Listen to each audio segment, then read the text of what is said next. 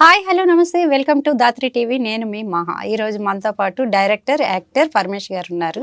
మరి ఇప్పుడంతా కొన్ని సాంగ్స్ ట్రెండ్ అవుతూ ఉంటాయి. ఇప్పుడు రీసెంట్గా చుట్టూ చుట్టూ తిరుగుతున్నవే సాంగ్ ట్రెండ్గా మారింది. మరి సార్ని అడిగి తెలుసుకుందాం ఆ విశేషాలు. హాయ్ అండి, నమస్తే. ఏంటి అసలు ఈ సాంగ్ ట్రెండ్ అనేది? ఒక సాంగ్ మిలియన్స్లో దూసుకుపోవడం అనేది మామూలు విషయం కాదు. ఏంటి అసలు స్పెసిఫిక్గా ఈ సాంగ్ తీయాలి అనే ఫ్యాషన్ మీద ఏంటి? యాక్చువల్లీ నాకు చాలా ఫ్యాషను, ఇండస్ట్రీ అంటే చాలా ఫ్యాషను. సో ఇంతకుముందు కొన్ని సాంగ్స్ చేశాను. ఆ సాంగ్స్ కూడా మిలియన్స్ ఆఫ్ వ్యూస్లో వెళ్ళింది. అండ్ మంత్లీ 1 మిలియన్ కొట్టిన రోజులు కూడా ఉన్నాయి. ఏంటి ఆ సాంగ్? అది వస్తావా రంగమ్మో సాంగ్. వస్తావా రంగమ్మో, దాని తర్వాత మళ్ళీ బాగుండు బాగుండు. మీరు చేసిన సాంగ్స్ అన్ని ఆల్మోస్ట్ హిట్టే. అన్ని హిట్టే. అది మన బుల్లెట్ బండి లక్ష్మణ్ డైరెక్షన్ లో చేసాము బాగుండు బాగుండు సాంగ్ అనేది. బుల్లెట్ బండి ఎక్కువ వస్తావా? ఆ సాంగ్ రాసిన లిరిక్ రైటర్ నా ఫ్రెండ్ బుల్లెట్ బండి లక్ష్మణ్. నీ బుల్లెట్ బండి వస్తావా ఆ సాంగ్ తెలియని వాళ్ళు ఉంటారా చెప్పండి? దుమ్ము రేపింది. అవును మేడం. సో మా కాంబినేషన్ లో బాగుండు బాగుండు సాంగ్ చేసాము. లక్ష్మణి డైరెక్షన్ చేశారు, అందులో నేను చేశాను సాంగ్ లో. అది 130 మిలియన్ అట్లా క్రాస్ అవుతూ. ఇన్ని మిలియన్స్ వెళ్ళినప్పుడు మీరు ఎట్లా ఫీల్ అయ్యారు? అనుకుంటారా అసలు మన సాంగ్ ఇన్ని మిలియన్స్ వ్యూస్ వస్తుంది అని ఫస్ట్? సో నేను ఇంతవరకు తీసుకుంటా అంటే మేడం, నాకు చెప్పిన క్యారెక్టర్ నేను న్యాయం చేయాలి. సో అది ఆల్మోస్ట్ అందరు సక్సెస్ అవ్వాలనే చేస్తారు. సో నేను ముందే ఫిక్స్ అవుతా ఇది పక్కా అంటే పక్కా హిట్ అవుతుంది. వినేటప్పుడు ఏంటంటే నాకు ఆ వైబ్రేషన్ తెలుస్తుంది అన్నట్టు. తెలిసిన తర్వాత ఏంటంటే ఈ సాంగ్ చేస్తే మాత్రం వర్కౌట్ అవుతుంది ఇక అన్న పాయింట్ ఆఫ్ లో. కానీ ఆడియన్స్ అందరు దేవుళ్ళు మేడం. ఎందుకంటే ఈ చుట్టూ చుట్టూ తిరుగుతున్నావు ఆ సాంగ్ అంటే మీరు ఇచ్చే బిల్డప్ సాంగ్ లో మామూలుగా ఉండదు. స్వెట్స్ పెట్టుకోవాలి, ఆ అమ్మాయి మీ వెంట పడుతున్నా కూడా మీరు పట్టించుకోకుండా ఉండడం, అది ఒక కాన్సెప్ట్ లాగా తెరకెక్కించడం. ఒక్క సాంగ్ లో సినిమా స్టోరీని మొత్తం చెప్పడం అనేది అంత ఈజీ కాదు. దాంట్లో ఎన్నో ఎక్స్ప్రెషన్స్, యాక్టింగ్ అన్ని వచ్చేస్తాయి ఒక్క సాంగ్ లో. దీనికోసం ముందు రోజు ఎలా ప్రిపేర్ అవుతారు? ఎప్పటి నుంచి ప్రిపేర్ అవుతారు? మేము సాంగ్ ఫస్ట్ ఏంటంటే ఆడియో రెడీ అయిపోయిన తర్వాత అని ఫస్ట్ కంటెంట్ అనుకుంటాం. అంటే దాని మీద గ్రౌండ్ వర్క్ అనేది ఒక 2 or 3 days వర్క్ మీద కూర్చుంటాం. ఎలా చేయాలి, ఏం చేయాలి అనేది ముందు గ్రౌండ్ వర్క్ చేసుకున్న తర్వాత అప్పుడు ఆర్టిస్టులని ఫైనల్ చేసుకుని ఇప్పుడు కొరియోగ్రాఫర్ని ఫైనల్ చేసి అప్పుడు దాని పరంగా ఒక 3 or 4 days లో వెళ్ళిపోతాం. అంటే స్టెప్పులు చూస్తే సినిమా సాంగ్ రేంజ్ లో ఉన్నాయి మేడం. దానికి ఎట్లా ప్రాక్టీస్ చేశారు? ఆ అమ్మాయి కూడా మేడం మీతో పాటు చేసిన వర్షిణి మ్యామ్ అసలు ఏమైనా డాన్స్ అసలు అవును మేడం, నెక్స్ట్ లెవెల్ కుమ్మేశారు. మంచి పర్ఫార్మర్ అండ్ చాలా ఫేమ్ ఉన్న సాంగ్ లో చేసింది. ఇది కెమెరా పట్టిండే సాంగ్ ఉంది కదా, కెమెరా పట్టిండే బగల సింగారి, ఆ పాటలో ఎన్నో లేదు. యాక్చువల్లీ నేను ఫస్ట్ సింగర్ అవుదాం అనుకున్నాను, కానీ ఒక సాంగ్ పాడిన తర్వాత నా వాయిస్ నేనే విని నాకు నేనే నవ్వుకున్నా, నచ్చలేదు. స్టార్టింగ్ కొత్తలో ఉన్నప్పుడు కొంచెం ఇది ఉంటది కదా అట్లా. దాని తర్వాత ఆ రూట్ నుంచి యాక్టర్కి వచ్చా. ఒకటి అనుకుంటే అవ్వట్లేదు, కానీ అది వద్దనుకున్నది అవుతుంది. Plan A B C.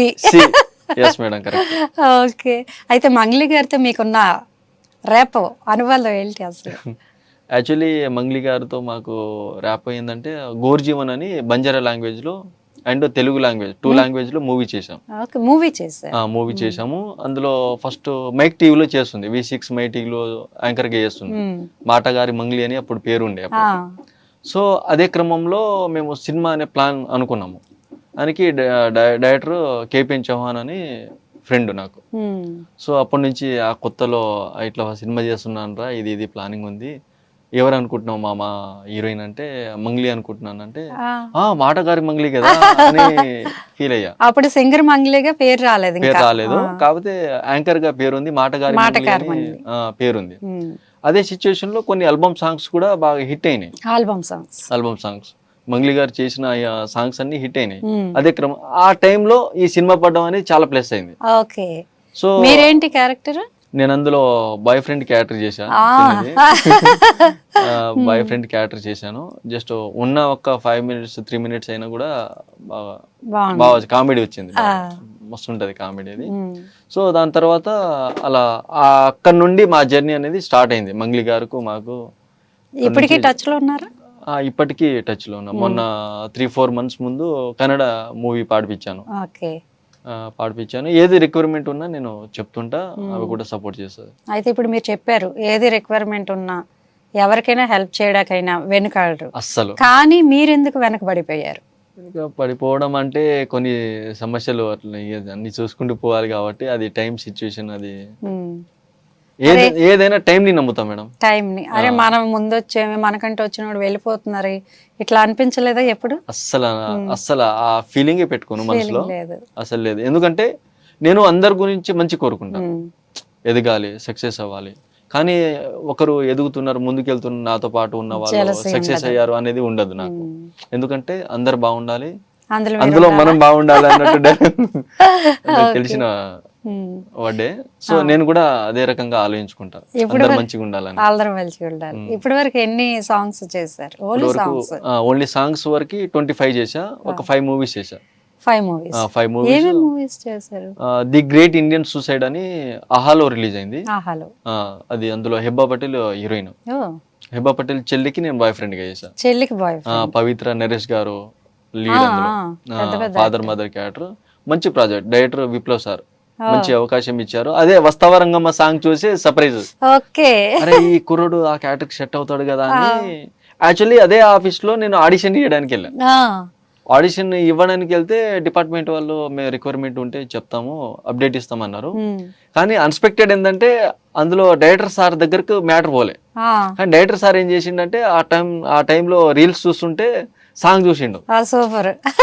చూస్తుంటే లక్కీగా వస్తావా రంగమ్మ సాంగ్, అరే ఈ అబ్బాయి ఎవరు అంటే, అప్పుడు ఆఫీస్లో అడిగితే సార్ మొన్ననే వచ్చారు సార్ అబ్బాయి అంటే, అప్పటి నుండి ఆన్ స్పాట్ లొకేషన్ షేర్ చేసి షూటింగ్ లో డైరెక్ట్ లొకేషన్ లో పిలిపించారు. నీతో మాట్లాడాలి, అర్జెంట్ గా రా అని చెప్పేసి. అప్పుడు మరి కార్ పంపించి కూడా దగ్గర ఉండి బాగా మీ సాంగే మిమ్మల్ని కాపాడింది మేడం. నిజంగా ఇంకా సాంగ్స్ చేసే ఛాన్సెస్ ఉన్నాయా? ఉన్నాయి, వెళ్తూనే ఉంటాయి సాంగ్స్ అనేవి. వెళ్తూనే ఉంటాయి. అంటే కాన్సెప్ట్ అనేది వేరే వాళ్ళతో రాపిస్తూ ఉంటారు, నాకు ఇట్లా కావాలని. సిచ్యువేషన్ బట్టి. అవును మేడం, సిచ్యువేషన్ ఒకటి అనుకుంటాము, ఆ సిచ్యువేషన్ తగ్గినట్టు లిరిక్ రైటర్ తో చెప్తే పర్ఫెక్ట్ గా. ఒక సాంగ్ తీయడానికి టోటల్ గా ఎంత ఖర్చు అవుతుంది అంటారు? ఒక 3 to 5 lakhs వరకు అవుతుంది మేడం. సాంగ్ కి విత్ ఆడియోతో మొత్తం కలిపి. అయితే ఇప్పుడు మళ్ళీ కొత్త అవతారం ఎత్తబోతున్నారు డైరెక్టర్ గా. Yes madam. ఏంటి అసలు ఇది డైరెక్టర్ అవతారం అనేది? ఏ మూవీ తీయబోతున్నారు? నేను గంగాలమ్మ జాతర అని టైటిల్ రివీల్ చేస్తారా? ఇప్పుడు మన ఛానల్ త్రూ రివీల్ దాత్రి ఛానల్లో రివీల్ చేశారు, breaking news. Yes madam. Okay. So Gangalamma Jatara title అనుకున్నాను. అసలు టైటిల్ మన డిపార్ట్మెంట్ లో మన కోఆర్డినేటర్ గారు ఉన్నారు. కోఆర్డినేటర్ మహానంది, సింహరాశి, ఎవడైతే నాకేంటి, అలాంటి ఎన్నో సముద్ర సార్ దగ్గర చేసిన కోఆర్డినేటర్ గారు నాకు ఎప్పటి నుంచో తెలుసు. నేను the great Indian suicide movie చేసినప్పుడు అందులో నా క్యారెక్టర్ చూసి సర్ప్రైజ్ అయ్యారు డబ్బింగ్ చెప్పినప్పుడు. అరే మనోడే ఉన్నాడు కదా అంటే, అప్పటి నుండి అలా ట్రావెల్ అవుతూ కట్ చేస్తే, సార్ నేను ఇలా అనుకుంటున్నాను స్టోరీ ఇది అని చెప్పేసి అంటే, ఒకసారి లైన్ చెప్పు, ఒక రోజు కూర్చుందాం అని చెప్పేసి అన్నప్పుడు కూర్చున్నాం దాంట్లో. అసలు సార్ ఎక్స్పీరియన్స్ లో, ఇంత పెద్ద డైరెక్టర్ తో చేసిండు కదా, ఆయన ఎక్స్పీరియన్స్ లో నేను చిన్న, నేను ఇప్పుడిప్పుడే అప్కమింగ్ కాబట్టి, కానీ నీకు సేమ్ నీకు పెద్ద డైరెక్టర్ అవుతావు నువ్వు. స్టోరీ నేరేషన్ చేయడం కానీ, నీ ప్రెజెంటేషన్ కానీ చాలా బాగుంది, ప్రెజెంటేషన్ బాగుంది, చెప్పే విధానం బాగుంది, పక్క నువ్వు హిట్ కొడతావు, సినిమా తిరుగులేదు. ఫస్ట్ రివ్యూ వచ్చేసింది. అయితే సార్ మరి నేను ఒకటి టైటిల్ అనుకుంటున్నాను అని చెప్పేసి చెప్పాను. చెప్పు పరమేశ్ అన్నాడు. గంగలమ్మ జాతర. వా అన్నాడు. ఏంది పరమేశ్ అసలు టైటిల్లోనే కొట్టేశావు కదా అన్నాడు. అలా ఆర్జీ సార్ దగ్గర చేసి, సార్ కూడా మంచి కాంప్లిమెంట్ ఇచ్చారు. అరే గంగలమ్మ జాతర టైటిల్ చాలా బాగుంది, నన్ను పెట్టుకుంటావా అన్నట్టు. అంటే ఆర్జీ సార్ దగ్గర చేసే కోఆర్డినేటర్ అసలు అంత పెద్ద ఎక్స్పీరియన్స్ ఉన్న కోఆర్డినేటర్లు, డిపార్ట్మెంట్స్ అందరూ సపోర్ట్ కి దిగారు అందరూ. అరే వీని దగ్గర మ్యాటర్ ఉంది, అది కూడా మనకి ఒక మంచి అవకాశం అనుకోవాలి. ఒక్కొక్కరు సపోర్ట్ చేసే వాళ్ళు లేక చాలా మంది రోడ్లు అంటే తిరుగుతున్నారు. అయితే మీ సినిమా ఎప్పుడు పట్టాలెక్కబోతోంది? వాళ్ళు ప్రొడ్యూసర్ ఇంకా వెతుకులాట? ఫిక్స్ అవ్వలేదు. కొంచెం వెతికే క్రమంలో ఉన్నాను. ఎంత బడ్జెట్ లో? లో బడ్జెట్ ఏనా? లో బడ్జెట్ అంటే నా కథ రిక్వైర్మెంట్ అంటే 1,50,00,000 కోటి కోటి అంటే రిక్వైర్మెంట్, కథ రిక్వైర్మెంట్ అంతే ఉంది. ఇక వచ్చే ఆర్టిస్ట్ బట్టి రెమ్యునేషన్ హీరో ఎవరు? మీరేనా? నేనే మేడం. అనుకున్నా. హీరోయిన్ గా ఎవరిని సెలెక్ట్ చేసుకుంటారు? హీరోయిన్ ఇంకా డిసైడ్ అవ్వలేదు. అవ్వలేదు. మేబీ ఇంకా ఫస్ట్ ప్రొడ్యూసర్ కన్ఫర్మ్ అయితే దాని తర్వాత ఇంకా ఆర్టిస్ట్ రిక్వైర్మెంట్ బట్టి, బడ్జెట్ రిక్వైర్మెంట్ బట్టి ఆర్టిస్టులను ప్లాన్. ఇది ఏ జోనర్ లో మనం? Family drama. ఫ్యామిలీ డ్రామా పక్కా కమర్షియల్ ఉంటది. పక్కా కమర్షియల్. అందులో కామెడీ, లవ్, సెకండ్ హాఫ్ అంతా ఎమోషన్. అసలు ఇంటర్వ్యూలో బ్లాంక్ అయితే క్లైమాక్స్ ఒక రేంజ్ లో ఉంటది. మన స్టోరీ కూడా చెప్తున్నారు. ఫస్ట్ లైన్ అడుగుదాం. ఫస్ట్ లైన్ ఏమని చెప్తారు? వద్దు లేదు, మీరు టైటిల్ రివీల్ చేశారు చాలు మాకు, అది చాలు. తర్వాత సినిమా మీరు ఎక్కిచ్చేటప్పుడు ఎలాగో మమ్మల్ని మళ్ళీ ఇన్వైట్ చేస్తారు. మీ హీరోయిన్ చిట్ చాట్ చేద్దాం మనం, తప్పకుండా మూవీని అంతా ప్రమోషన్ చేద్దాము, మర్చిపోకండి దాత్రి టీవీ.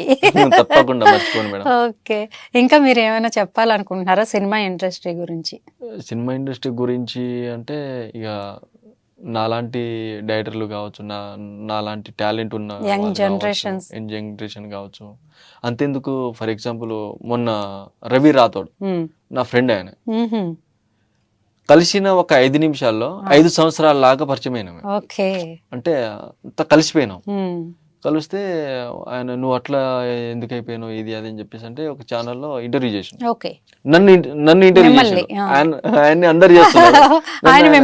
నీ ప్రాబ్లం ఏంటి, నువ్వు ఎందుకు అట్లా వెనుక ఉన్నావు, అసలు నువ్వు మంచి టాలెంట్ కదా, అసలు చూస్తుంటే ఇది ఉంది అని చెప్పేసి అనగానే, నువ్వు అన్ని పెద్ద పెద్ద విక్రమార్కుడు అలాంటి పెద్ద పెద్ద సినిమా చేసావు, అలాంటి నీ పరిస్థితి ఇలా ఉంది, నీ ప్రాబ్లం ఏంటో నాకు చెప్పు అని నేను అన్నా. ఏమన్నారు తర్వాత? లేదు నీ ప్రాబ్లం గురించి చెప్పు అంటే, అయితే కొన్ని నేను చేసిన ఎక్స్పీరియన్స్ అట్లా అట్లా జరిగింది, సపోర్ట్ గురించి అడిగిండు. మరి నీకు ఎవరు సపోర్ట్ చేయరా ఇది అది అంటే, బ్రో ఏముంది సపోర్ట్ అంటే, మనం సపోర్ట్ తీసుకునే వాళ్ళం కాదు, కానీ మనం సపోర్ట్ చేసే స్థాయిలో ఎదగాలని అట్లా అందరినీ సపోర్ట్ చేసుకుంటూ వెళ్తున్నాం అని చెప్పేసి చెప్పారు. సో ఆయన కూడా ఆయన ఎక్స్పీరియన్స్లో నువ్వు పక్క వర్కౌట్ అవుతావు, చేస్తావు ఆర్టిస్ట్గా అన్న పాయింట్ ఆఫ్ ఆయన చెప్పిండు. చెప్పిన తర్వాత అదే సిచ్యువేషన్లో రాఘవ లారెన్స్ సార్కి మ్యాటర్ పోయింది. రాఘవ లారెన్స్ సార్ దగ్గరికి మ్యాటర్ పోయింది. ఏ మ్యాటర్ పోయిందంటే, ఆయన స్ట్రగుల్ అవుతున్న సిచ్యువేషన్, పడుతున్న సిచ్యువేషన్, చిన్న ఇంటిమేషన్ పోయింది. పోయిన తర్వాత పిలిపించుకున్నారు. అదే క్రమంలో నేను షూట్లో ఉన్నా, మన చుట్టూ తిరుగుతున్న షూట్లో ఉన్నా. అప్పటికి కొంచెం అది మన రాఘవ లారెన్స్ సార్ది ట్వీట్ చూసి, అరే మనోడికి మంచి అవకాశం ఇచ్చిండు, పిలుస్తున్నాడు అని చెప్పేసి బాగా ఫీల్ అయ్యా, హ్యాపీగా ఫీల్ అయ్యా. మనోడు వెళ్తుండే కదా. కట్ చేస్తే మన big TV anchor madam phone చేసింది. మీ ఫ్రెండ్ కదా, ఏంది ఇక్కడ ఉన్నారు, ఒకసారి కలుద్దాం, నేను సపోర్ట్ చేస్తానని మేడం చెప్పింది. చెప్పిన తర్వాత సరే మేడం ఓకే వెళ్దాం అని చెప్పేసి షూటింగ్ అయిపోయిన వెంటనే ఇమీడియట్లీగా లొకేషన్కి వెళ్ళాం. ఇక్కడ అతను ఎక్కడైనా కనిపిస్తాడేమో, కనిపించలే. అక్కడ ఉన్న వాళ్ళకి అడిగితే ఆల్రెడీ రాఘవ సార్ మనుషులు వచ్చి తీసుకెళ్లారు అని చెప్పేసి అన్నారు. మొన్న వచ్చిన న్యూస్ ఏంటంటే, రాఘవ సార్ కొంచెం డబ్బులు హెల్ప్ చేసి ట్రీట్మెంట్ చేపించి మందులు అన్ని దగ్గరుండి అన్ని ఇప్పించి బాగుండాలని చెప్పేసి బ్లెస్సింగ్ తో మళ్ళీ పంపించారు. అది కూడా పెద్ద సాయం కదండి, ఎవరు పట్టించుకుంటారు ఈ రోజుల్లో ఇండస్ట్రీలో? పక్క మనిషి పట్టించుకునే రోజుల్లో ఇండస్ట్రీ అని కాదు, ఎక్కడైనా ఉంది, ప్రతి చోట ఉంది. అవును. ఇప్పుడు ఏంటంటే, ఇంకా మీరు వచ్చారు కాబట్టి అసలు రావడమే సినిమా ఫీల్డ్ ఎంచుకున్నారా లేకపోతే ఇంకేంటి ఎట్లా? యాక్చువల్లీ నా బ్యాక్గ్రౌండ్ ఏంటంటే, అసలు ఇండస్ట్రీ అంటే మా రిలేషన్లో ఎవరు లేరు, కానీ నాకు సంబంధించిన వాళ్ళు కూడా ఎవరు లేరు. నేను ఫస్ట్ సికింద్రాబాద్ దగ్గర ప్యారడైజ్ దగ్గర ప్యారడైజ్ సర్కిల్ ఉంది కదా, అక్కడ నేను ట్రావెల్స్ లో పనిచేసి ఉన్నాను. బస్ ట్రావెల్ KSRTC అని బస్ టికెట్ కౌంటర్ అన్నట్టు, గవర్నమెంట్ టికెట్స్ ఇచ్చాను అన్నట్టు ట్రావెల్స్ లో. టికెట్ కొట్టడం సిస్టమ్ లో. కానీ నాకు సిస్టమ్ రాదు, ఇంగ్లీష్ రాదు, కానీ ఆ నాలెడ్జ్ తో నేను. అంటే ఎక్కడ మీది ప్రాపర్? మాది proper Warangal, Mahabubabad madam, Mahabubabad district, గ్రామం వచ్చేసి ఎల్లంపేట, ఆ. తండా వచ్చేసి సోమ్ల తండా. తండా కూడా ఉంది. తండా ఉంది. అయితే ఇప్పుడు మీరు ఇట్లా సినిమా ఫీల్డ్లోకి వచ్చారు, ఇలా దూసుకుపోతున్నారు, సాంగ్స్తో మంచి పేరు తెచ్చుకుంటున్నారు. అవును మేడం. అయితే మీ ఫ్రెండ్స్ ఎట్లా ఫీల్ అవుతారు? మీతో పాటు ఇప్పటి వరకు తిరిగిన వాళ్ళు అరే మనోడు రా ఈడని చెప్పుకుంటారు కదా. చెప్పుకుంటారు. సక్సెస్ కాకపోతే ఎవరు పట్టించుకోరు, అవును. సక్సెస్ అయితే మాత్రం ఎక్కడ లేని వాళ్ళంతా 100%. వస్తారు ఎత్తుక్కొని. కానీ ఫ్రెండ్స్ లో కూడా ముందు ఒకటి కలిసినప్పుడు ఒకటి చెప్తారు, వెనకాల ఒకటి జరుగుతుంది. అయినా నేనేం పట్టించుకోను, నా పని నేనే. ఎందుకంటే అది కామన్ గా అందరికి తెలిసిన విషయమే, అందరికి వెనక ఏం జరుగుతుంది ఏంటి అనేది తెలుసు. సో నేను దాన్ని పాజిటివ్ తీసుకుంటూ ఎవరేం చెప్పినా నేను పట్టించుకోకుండా నా పని నాకే అన్నట్టు. బాగా ఇబ్బందికర పరిస్థితిని ఎదుర్కొన్న రోజులు ఉన్నాయా? ఉన్నాయి మేడం, చాలా చాలా చాలా. అది ఇండస్ట్రీని వదిలి వెళ్ళిపోవాలనిపించలేదా అలాంటప్పుడు? అలాంటప్పుడు ఇండస్ట్రీ వదిలి వెళ్ళాలంటే నాలాగా నేను వెళ్ళిపోతే నాలాగా ఉన్న వాళ్ళందరూ వెళ్ళిపోతారు. ఓకే. కానీ నేను నిలబడితే 10 మంది నిలబడతారు అనే ఒక ఇంటెన్షన్ తో సచ్చిన ఇండస్ట్రీ, బతికిన ఇండస్ట్రీ. దానికోసం ఫ్యామిలీ కావచ్చు, ఎవరైనా ఫ్రెండ్స్ కావచ్చు, ఎవరైనా ఉండొచ్చు. కానీ నాకు నేను సచ్చిన డూ ఆర్ డై అన్నట్టు ఇండస్ట్రీలోనే ఉన్నాను. అలాగా ఎవరి సపోర్ట్ లేకుండా కూడా నాకు నేనే సెల్ఫ్ కాన్ఫిడెంట్ తో చేస్తా, సాధిస్తా మేడం. మీరు ఆల్రెడీ సాధించారండి, ఇన్ని సాంగ్స్, ఇన్ని మిలియన్ వ్యూస్ అంటే మాటలా. సాధించారు, సాధించాల్సింది ఇంకా ఉంది. అవును మేడం. ఎందుకంటే యంగ్ కాబట్టి ఇంకా చాలా ఉంది, ఫ్యూచర్ అనేది చాలా ఉంది. దానికి మీరు వెళ్ళే వే అనేది కరెక్ట్ గా వేసుకుంటే. అవును మేడం. ఇందాక మీరు చెప్పినట్టు అడిగిన వాళ్ళందరికల్లా హెల్ప్ చేసేసి, మనకున్నది మన జేబులో 10 రూపాయలు ఉంటే అది తీసి వాళ్ళకి ఇస్తే మనకేముంటది అనేది కొంచెం థింక్ చేసి జాగ్రత్తగా వెళ్తే వే అనేది బాగుంటుంది. నా సలహా ఒక సిస్టర్ గా మీకు ఇచ్చాను. 100%. ఓకే. అయితే డైరెక్షన్ తర్వాత ఇంకేంటి నెక్స్ట్ సాంగ్ ఏం రాబోతుంది? నెక్స్ట్ ఇప్పుడు నాకు ప్రొడ్యూసర్ కన్ఫర్మ్ అయిన తర్వాత సాంగ్స్ అనేది నేను హోల్డ్ చేసుకుంటా. ఎందుకంటే మెయిన్ వచ్చిందే సినిమా చేయడం. సో ఇదేంటంటే మన ఫ్యాన్స్ కి నేను మళ్ళీ కనిపించట్లేదు అనే ఒక ఉద్దేశంతో చుట్టూ తిరుగుతున్న సాంగ్ అని అందరికి చుట్టేటట్టు చుట్టించారు మొత్తానికి. Okay okay. All the best Paramesh గారు, మీరు మంచి సినిమాలు చేయాలి, సాంగ్స్ తో కూడా దూసుకుపోవాలి. Thank you very much. Thank you so much madam. Okay. So చూసారు కదండి, ఇలాంటి మంచి ఇంటర్వ్యూస్ తో మేము ముందుకు వస్తూ ఉంటాం. చూస్తూనే ఉండండి ధాత్రి టీవీ.